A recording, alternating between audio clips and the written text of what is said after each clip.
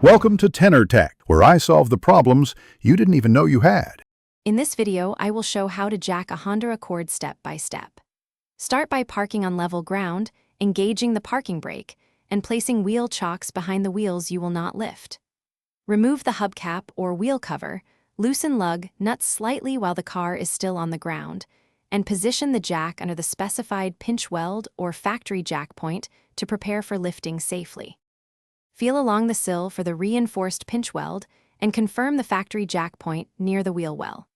Place the jack saddle directly under that location, ensuring full metal contact and no body panel intrusion.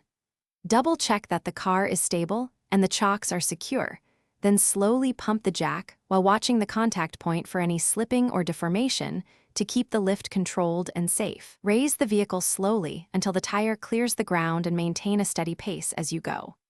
Position jack stands beneath a sturdy frame point, lower the car carefully onto the stands, and ensure both stands share the load evenly.